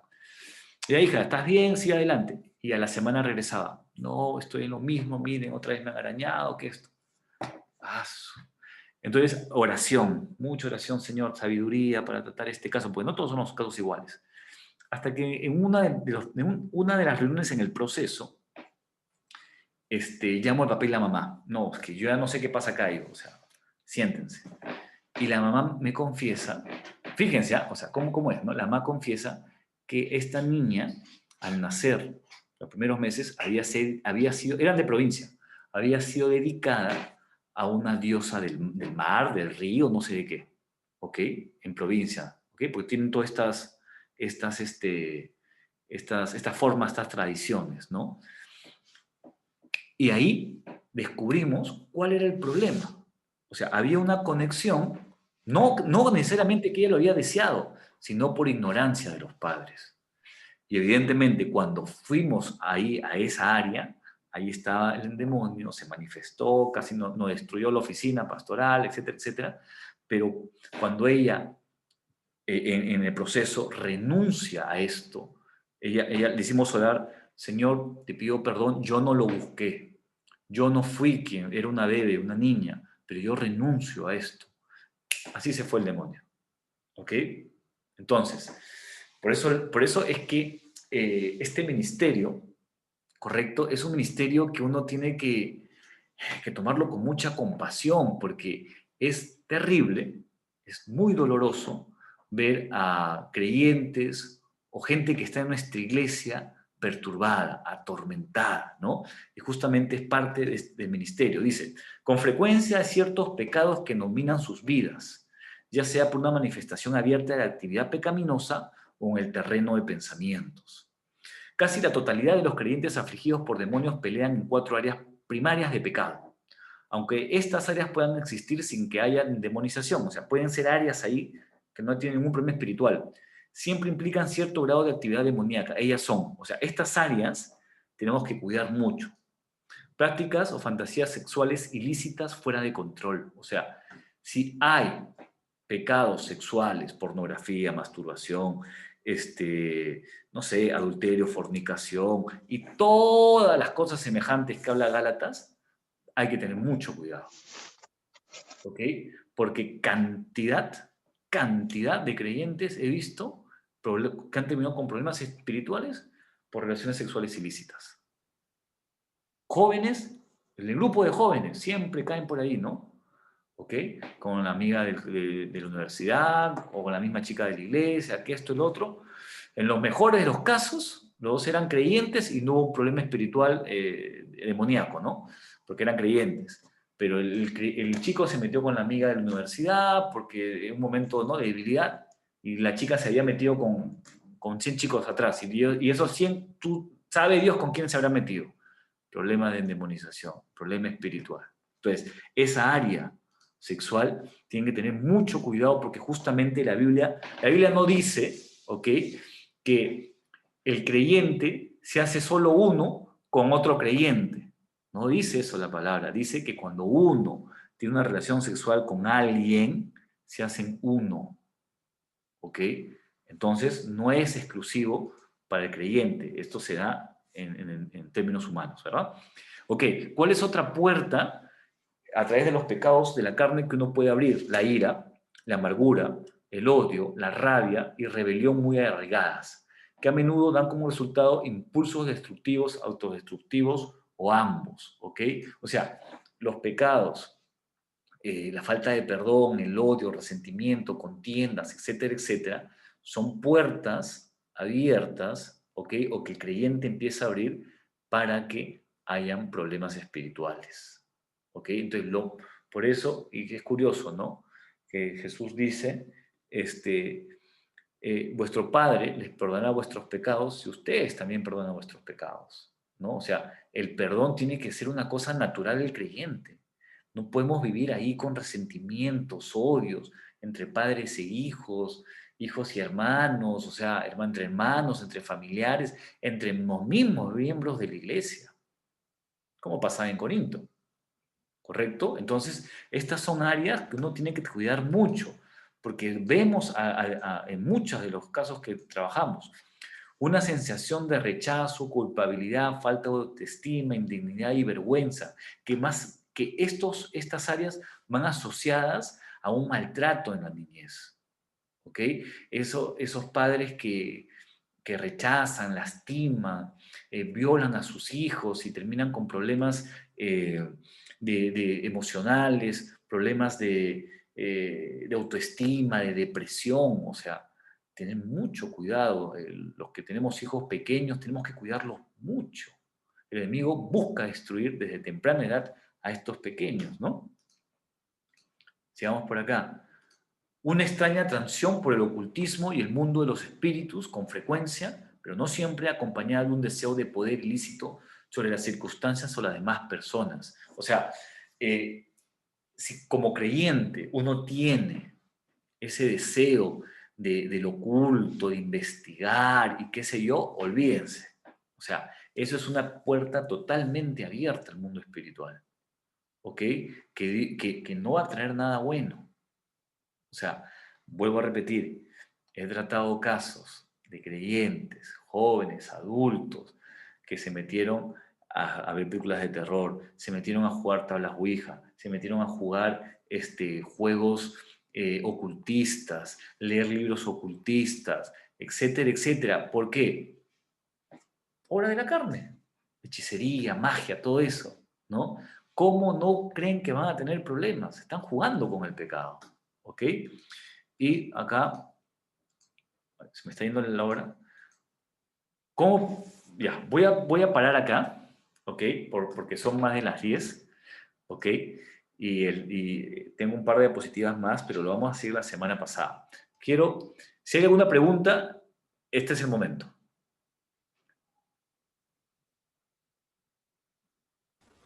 Pastor, buenas noches. Hermano David, buenas noches. Mi pregunta, pastor. Sí. Ahora, por ejemplo, viendo la cultura o la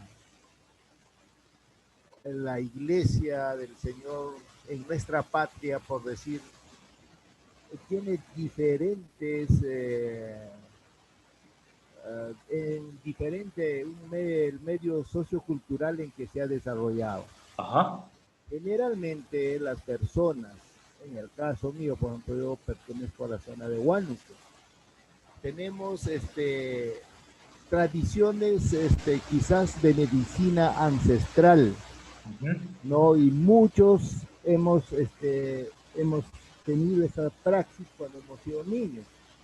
En el caso mío, por decir, en mi tierra no había médicos, quizás, y la práctica siempre ha sido con la curación tradicional, ¿no? Con personas entendidas. Dentro de ellos, por decir, el pasar arena a la orilla del río para el susto, o usar la coca, usar el huevo, que generalmente a los bebés dicen que se asusta y pasa. Y esa práctica, otro, el uso de las plantas. Ajá. Así, ¿no? Y eso muchas veces el cristiano no ha borrado. Creemos, por decir, se va a curar un mal con las plantas, recurrimos a las plantas. Y en muchos casos yo he visto a personas mayores, cristianas, por decir, pasando el huevo a niños, a criaturas, también pidiendo, ¿no? En el nombre del Señor, que el Señor lo limpie, que el Señor use este medio. ¿Cómo se puede ver en esos casos? ¿Están dando cabida al enemigo? No, es uno. Y otra de las preguntas que veo es, por decir ahora, muchos están viendo las cosas quizás espirituales o el pecado, o están simulando de estos actos o hechos paranormales, o sea, no espirituales, no, generalmente en la prensa, se nota, ¿no? Y hay personas que hablan y dicen de esto. Y de repente cuando uno, como he tenido la oportunidad también de ver a personas que vienen de diferentes medios, llegan al Señor con problemas, buscando ayuda, y siempre a veces han tenido estas prácticas, ¿no? De la quiromancia, cartomancia, han preguntado. Entonces, en estas personas o en estos hermanos se tendría que trabajar, o la recomendación que nos hace, no, hay muchas cosas, pastor, pero bueno, eso sería mi pregunta puntual ahorita. Ya, a ver, dos preguntas, ¿no? La primera es que evidentemente vivimos en una cultura, ¿correcto? En diferentes culturas, la sierra, la selva, ¿ok? Esas culturas evidentemente están contaminadas por el pecado, eso no hay duda. Jesús no vino a destruir las culturas, vino a santificarlas. Ahora, hay plantas que sí curan, o sea, eso sí, no hay ningún problema, pues, o sea, a ver, si no me equivoco, yo no sé mucho del tema, pero si se te inflama una parte del cuerpo, te puedes poner, me parece que llantén, ¿no? Y se te desinflama. Si estás un poco nervioso, creo que tomas un tecito de una planta y se te baja, o sea, eso no es problema, ¿no? Eso es algo que la naturaleza misma nos ha dado. Es más, la profesora Hulda, la doctora Hulda Díaz, que es botánica, bióloga, sabe perfectamente estos temas, ¿no? Entonces, eso no es problema, ¿verdad? Porque Dios ha dado la naturaleza. El problema es cuando se utilizan estos elementos de la naturaleza con fines espirituales. Por ejemplo, a ver, profesora Hulda, ¿usted nos podría decir, si uno se golpea la rodilla, ¿está bueno ponerse llantén? No se escucha su micrófono. Hace esto, puede ser llantén, puede ser la hoja del floripondio también. Y acá él es el hierbero moderno, él sabe mucho más que yo. Sí, definitivamente hay mucha confusión en esto, ¿no? Lastimosamente, el uso de plantas va ligado muchas veces a prácticas demoníacas, ¿no? Pero no siempre es así. Nosotros estudiamos el uso de plantas y se llama etnobotánica, la ciencia. Y utilizamos muy bien, ¿no? Como decía Hulda, la hoja del floripondio, que es una flor alucinógena y que la usan los chamanes para todo esto, la flor, pero las hojas no, las hojas se calientan sobre una brasa y se ponen en la parte adolorida y se venda. Y es perfecto, ¿no? Definitivamente el llantén es antiinflamatorio, el matico, hay infinidad de plantas que se pueden utilizar muy Pastor, bien. o sea, se podría decir que hay un sustento científico de elementos bioquímicos, químicos de las plantas hacia la parte que está dolorida. Completamente. Casi todas las medicinas provienen de las plantas. Ok, perfecto. La más controversial, de repente, la hoja de coca, ¿no? Porque se utiliza para todo, hasta para pagar a los cerros, en la creencia del... El problema de la coca, mi hermano, es la demonización que han hecho los españoles de la coca.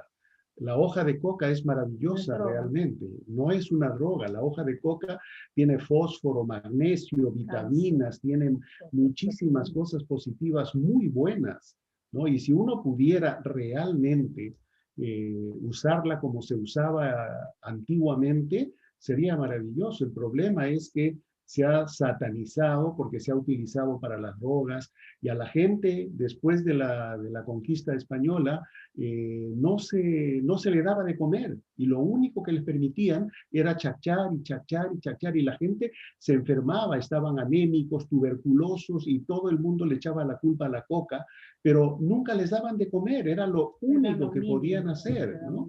Entonces, de allí viene mucho de que piensan que la coca es mala. En realidad, como medicamento, la coca es muy buena. Y de allí fueron sacados los primeros anestésicos en el mundo, fueron sacados de la coca, ¿no? Y para operaciones, para todo esto, fueron sacados de la coca. El problema es que se tradujo eso luego en las prácticas de la cocaína y todos los vicios que se conocen como si fuera el opio, ¿no? El pago a la tierra es otra cosa, pero eso ya es ancestral. Eso lo conocemos, pero eso se puede manejar de una manera muy, muy buena, sin tener que ofender a los pobladores de los lugares, ¿no? Que entiendan que el creador de las cosas es Dios y que Él tiene poder sobre todo lo demás. Nosotros hemos ido cientos de veces al campo, hemos trabajado con gente en el campo y nunca hemos hecho pago a la tierra y ellos nos han visto y todo el tiempo. Y también hemos masticado coca cuando hemos necesitado tener más energía en el campo. Lo hemos hecho en las alturas y hemos comido bien y hemos utilizado la hoja de coca para poder llenarnos de energía. Entonces, depende de la práctica, ¿no? Perdón podría ampliarme mucho más, pero no estamos en eso, ¿no? Gracias, pastor. Entonces, fíjense hermano David, no es la naturaleza en sí lo malo, es la forma como el hombre lo utiliza. Si yo voy donde el pastor Camilo, pastor, me duele acá la espalda y me da unas hojitas, yo con toda la confianza del mundo me la voy a poner, porque sé que tiene un uso adecuado, pero los chamanes no lo utilizan, o sea, lo utilizan de esa manera, pero te dan, o sea, sales con tu yapa ahí, ¿no? Sales con tu demonio, pues, ¿no? Porque ellos están en otra ideología, o sea, ellos no están solamente, están utilizando ese elemento de la naturaleza, pero con sus fines, evidentemente, ocultistas, etcétera, etcétera, ¿no? O sea, no hay otra explicación a eso. Y la gente se va a sanar, obvio, porque tienen las propiedades de esas plantas, pero ya ahí hay toda una situación, pues, de ocultismo, de prácticas que Dios totalmente desaprueba. Entonces, sí, hay que enseñar en la iglesia, sobre todo si están en esos contextos, que no está mal la naturaleza, lo que Dios ha dado, sino que la forma en que se utiliza es no la adecuada. La pasada de huevo también cae en la misma categoría, porque, a ver, si nos ponemos a pensar de manera, no sé si científica es la palabra, o racional, o sea, ¿cómo creemos en nosotros? O sea, científicamente hay sustento para decir que si yo me paso el huevo, ¿se me va el susto? ¿O se me va algún mal? ¿Una enfermedad? El principio parte de que todo es flujo de energía. Ok. ¿Ya? Y el huevo es una célula viva. El huevo es una célula viva, como cualquier otro ser vivo, ¿no? Entonces, de hecho, esta energía que tiene la célula viva va a fluir, ¿no? Y a veces va a absorber parte de las corrientes eléctricas que son negativas a los tejidos humanos, ¿no? Pero lastimosamente se utiliza, como dices, con un ritual, ¿no? Y ese ritual ya tiene que ver con otras cosas que ya conocemos, ¿no? Lo que hemos visto. Claro, claro. Es que ahí va, mira, yo no sabía eso, por ejemplo, del huevo, hoy día aprendí eso, no sabía que tenía ese campo electromagnético, no sé cómo llamarlo, ¿no? Pero, todas las células vivas tienen ese tipo de corriente eléctrica. Excelente, sinceramente, pero volvemos otra vez, ¿no? ¿Cuál es el fin? ¿Cuál es la meta? O sea, si yo voy a poner, al fin, ¿en qué pones tu confianza? ¿En el huevo o en que el Señor puede obrar? O sea, ¿se dan cuenta? O sea, al final todo se tergiversa, todo empieza ya una espiral descendente. Pero acá estuvo escribiendo Walter. Walter, ¿puedes comentarnos un poquito? Porque de repente no todos han leído. Yo hace tiempo, no hace tiempo, el año pasado, en el programa de Lady Guillén, se apareció una Perdón. Walter, tú trabajas en televisión, ¿verdad? Sí. Ok. Sí. Se apareció una chica pidiendo ayuda porque su hermano había jugado la Ouija y se burló del juego, y en ese momento la Ouija el demonio que posee la Ouija se le metió una posesión demoníaca. Y fueron, que yo sepa, hace tiempo yo leí, porque mi prima se compró el juego, yo me asusté por ver el juego nomás, y me pedí el manual de la Ouija. Y yo le comencé a leer el manual y una parte decía advertencia de que si uno jugando el juego de la Ouija tiene que tomarlo en serio, lo tomas a la burla, el demonio te posee. Wow. Eso quería yo. Entonces, lo asemejé con el programa de ese día que fue un pastor y fue una parapsicóloga. La parapsicóloga lo tomó como algo dentro de su rama, que con pastillas se puede curar. Mientras que el pastor lo tomó al modo de que es una posesión demoníaca y eso con una liberación sale. Claro. Claro. Eso te quería decir.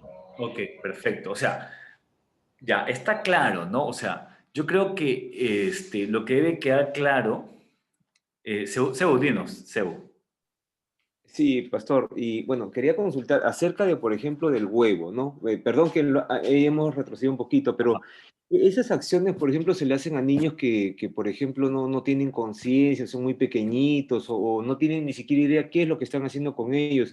Bajo ese concepto, todos los niños que son practicados bajo esta situación son poseídos de alguna manera o son atados al demonio de alguna manera.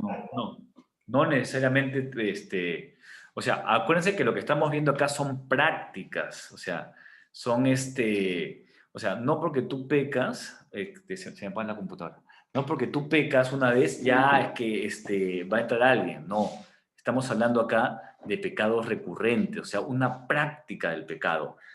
Ahora, vuelvo a repetir, puede que sí, puede que no, o sea, ya Dios cuida a los niños también, ¿no? José. Hermano, buenas noches. Buenas noches. Quería mencionar sobre las terapias con animales silvestres como la serpiente. En ese aspecto, si se trata de una terapia, o sea, ¿es también pecado? Bueno, la verdad es que yo no tengo la respuesta a todo. Es primera vez que escucho que se hace terapias con animales para sanarse. Había escuchado del cuy, ¿no? Pero la verdad es que no sé, ahí sí me agarraron, ¿ah? No tengo todas las respuestas. Ahora, si es una terapia, no sé, que de repente no tiene ninguna connotación espiritual, adelante. La verdad, no sé, Pastor Camilo, usted sí ha escuchado este tema. Yo, sinceramente, primera vez que lo escucho. Muchas veces, ¿no? El trabajo de campo para los biólogos incluye mucho de este tipo de cosas, ¿no? Por ejemplo, el cebo de la boa, cuando uno tiene dolencias.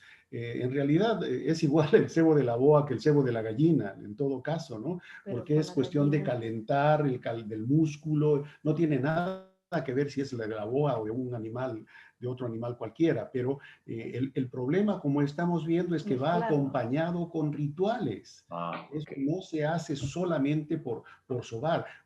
Utilizar el aceite de copaiba, por ejemplo, ¿no? Para sobar fracturas, golpes, es maravilloso, ¿no? Pero si lo usa un chamán y le da la connotación de que está fumando y está soplándote en la cara y está repitiendo unas oraciones raras ahí, y te está pasando con plantas en la cara y te recorre todo el cuerpo, entonces tienes que decir, bueno, eso no es para mí. Yo lo he hecho, yo he estado en las guarinjas, con los chamanes de las guarinjas, que es uno de las partes más fuertes. Claro. Y cuando querían meterme en sus rituales, le digo, bueno, perdón, yo he venido, yo le estoy pagando a usted, le decía al brujo, para que me explique cómo utiliza sus plantas, cuáles son las plantas que utiliza y cómo las utiliza para sanar a la gente. No sus rituales, sus rituales no tienen nada que ver conmigo, ¿no? Pero sí las propiedades de las plantas. Entonces, los datos que ellos nos dan en el campo, venimos en la universidad, analizamos esas plantas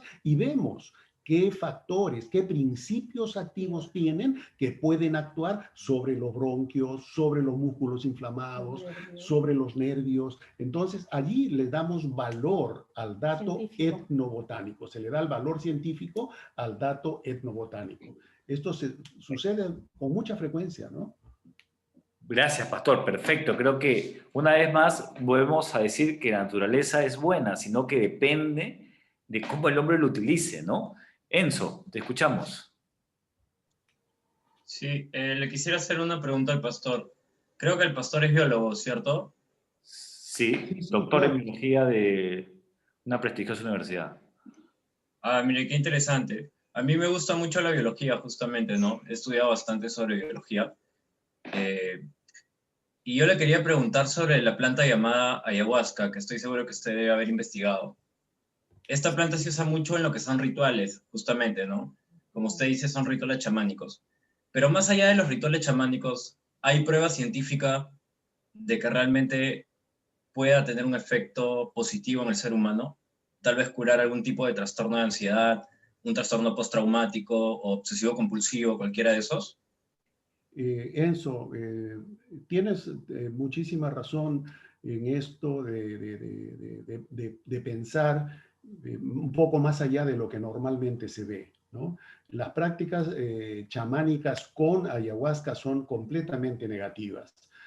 He estado en algunas de ellas porque he ido a observar y es realmente terrible a todo lo que se llega, ¿no? Porque es una posesión casi completa satánica, en el sentido de que la gente se deja llevar absolutamente por el que guía la sesión chamánica.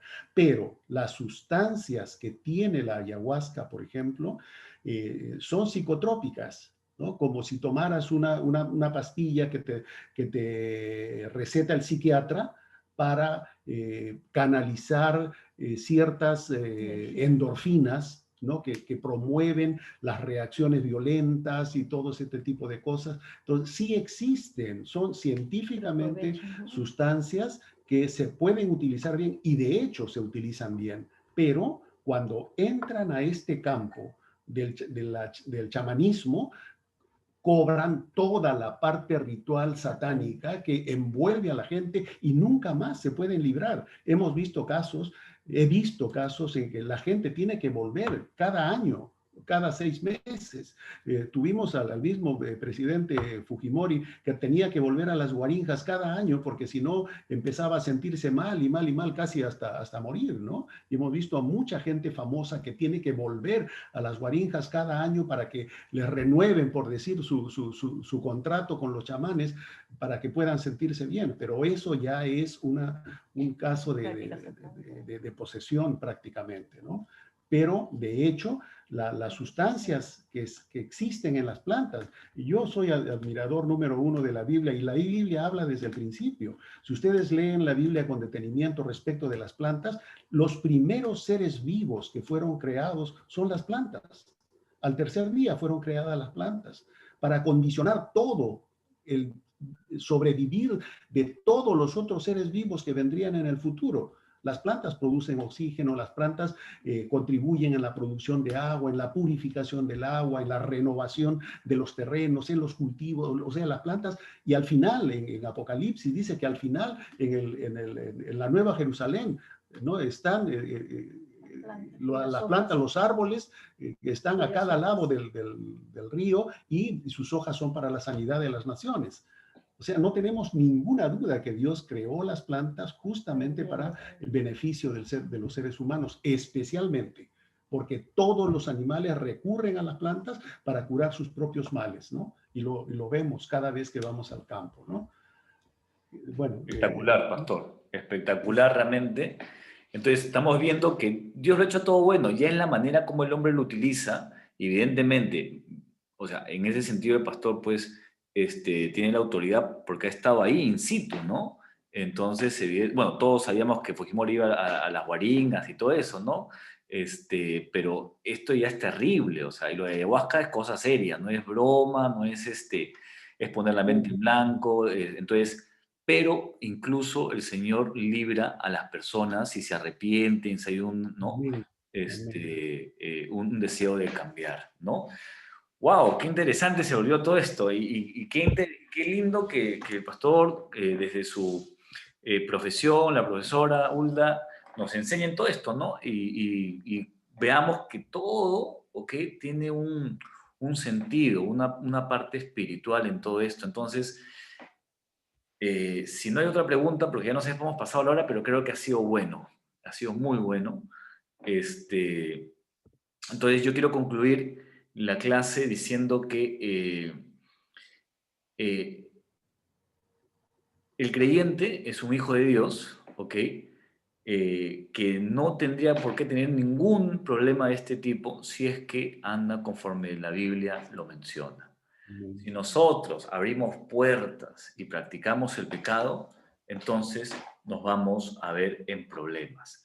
Igualmente, la próxima clase, hemos visto este punto de vista, vamos a ver otro punto de vista y luego vamos a ir a sacar una conclusión de todo lo que dice la Biblia. Pero sí, la advertencia es, con todo el corazón en el pecho, si nosotros, por una u otra razón, Dios nos ha hablado en esta noche y estamos cayendo en un pecado repetitivo y no le estamos tomando la importancia y lo estamos dejando así, ¿no? Es mejor ponerse de rodillas, Señor, perdóname.